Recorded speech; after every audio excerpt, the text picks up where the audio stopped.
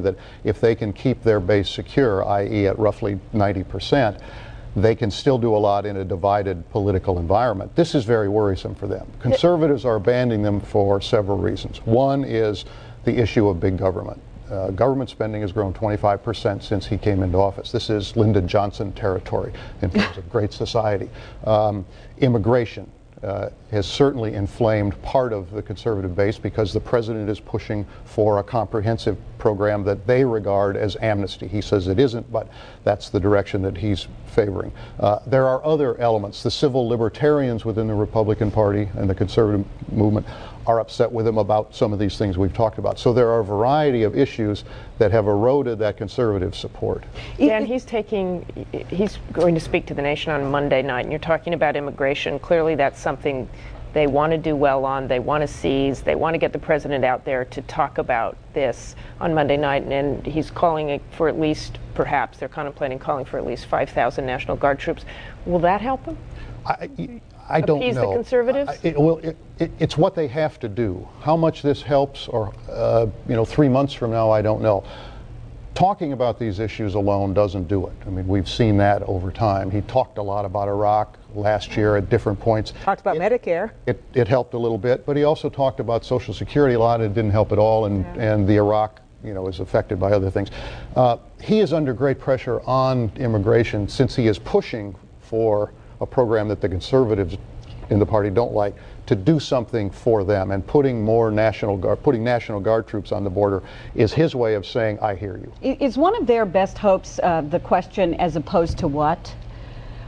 In terms of, not to put too fine a point on it, but the question of a Democratic agenda, what alternative are the Democrats offering? Is that going to be something they sort of feel like they can if you talk to Republican strategists and people around the White House about sort of how do you win in this environment, or what constitutes winning, which is to hold down your losses considerably. I mean, there are several elements. That is clearly one of them, which is to make this a choice. Not a referendum on Bush, but a choice between the Republicans and certain things that they stand for and what the Democrats might do if they come into office. They're also hopeful that the new Iraqi government will begin to function, that you may get to a point where you can bring troops home. There are people in the White House who believe that the prescription drug plan by September and October will actually be a political winner. That despite all of the problems it has had starting up, that by the time you get to that point, people who have been on it will say, I'm better off now. So they think there's a way to get there. Dan, you mentioned Iraq. Could the president be in a situation here where the conservative base splits on the question of should we just pick up and leave, or leave rapidly and not wait for the benchmarks the president has set out for that? I think that is a little less likely, although we've seen debate on the right over the wisdom of Iraq and the questioning of the neoconservatives. But I think at this point the country is still relatively divided on the timing for withdrawal. People would like this to be over, but there is not great political pressure, even within parts of the Democratic Party, to do that. And the Democrats have broken first on that, but even their leaders are divided.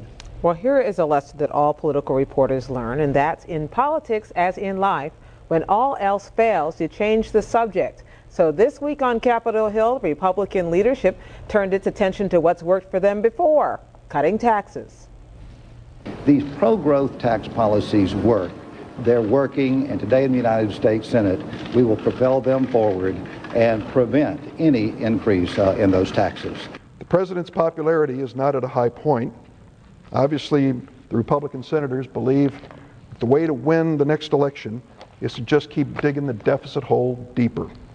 The tax break bill will cost the Treasury $70 billion, but Republicans say it will stimulate the economy. What they're basically doing is going back to basics. You bet they are, Gwen, in a couple of ways. First of all, they're going back to basics by saying, you know what, we ought to get on the same side of our president once in a while here as we run for re-election. You mentioned Dubai port controversy, questions of immigration. Republicans have been all over the lot. What can they agree on? Tax cuts, of course. And then the second basic is tax cuts, which always work for them in an election year. And as you said, Gwen, they're talking about how it grows the economy. I spoke with one House Republican this week, and he put it to me this way. He said, look, we went to the precipice we looked down and we realized we needed to do something, and this was it.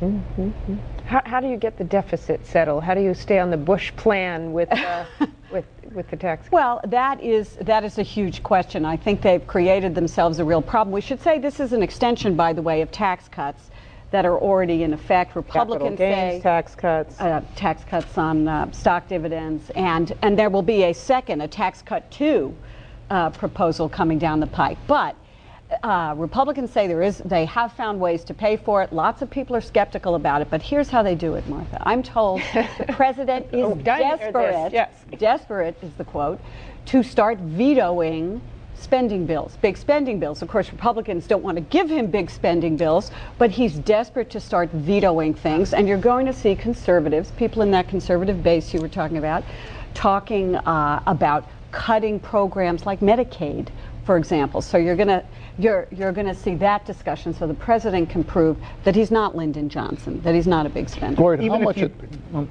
Go ahead. Even if you did that, though, could you meet the president's stated goal, which is the deficit will be cut in half by the time I think you need to ask the president that, David, because what do you think, David? Because I'm sure the White House would be saying, yes, we will be able to meet the stated goal. They are saying and that. by the way, they will point out to you, as you know, that the deficit has started to come down. We saw the most recent reports that it's not coming down by leaps and bounds, it's inching its way down. But if you turn off the cameras and you ask Republicans on the Hill that, do they believe that in fact they can hit that? Depends or at least which Republicans, David. I mean, there is a care.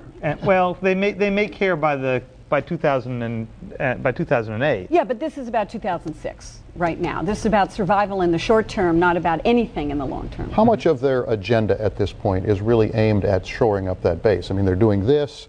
The federal marriage amendment banning same-sex marriage is coming up. There's flag burning, I think. Flag burning coming up.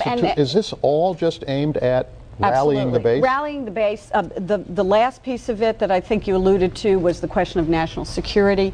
They do have an issue. They do have a real problem with Iraq, with an unpopular war. I talked to one Republican who said, well, this is difficult for us because the fate of American politicians depends on what Iraqi politicians do, and that makes them quite uncomfortable. If you looked at the most recent CBS New York Times poll, the Democrats are only losing to the Republicans on fighting the war on terror by 5 points. Democrats on that question used to be behind in the double digits. So even on national security, they're running into problems. So what do you do now? You have to appeal to your base, which you're in danger of losing, and you have to make sure that they come out and vote. And one way to do it is to say, as opposed to what? And they're going to start talking about the liberal Democrats who would be running the Congress if it changed hands. One of the other issues they like to bring up is judicial activism. That is, that Democrats like to control and manipulate the Constitution by certain kinds of judges. And so we saw, again this week, new fights over judicial nominees. Absolutely, and that's part of the litany that Dan was talking about, which is we're against judicial activism. This is our large agenda that we can bring to you. If the Democrats are trying to nationalize the election, which they are, and make it a referendum on Bush, then the Republicans are trying to nationalize the election in the same way and make it a referendum on the Democratic leaders themselves. So you'll be hearing a lot of talk about Harry Reid and Nancy Pelosi and how would you like them to be in charge. You might hate us, but think of the other guys. That's you might hate them more. Oh, joy.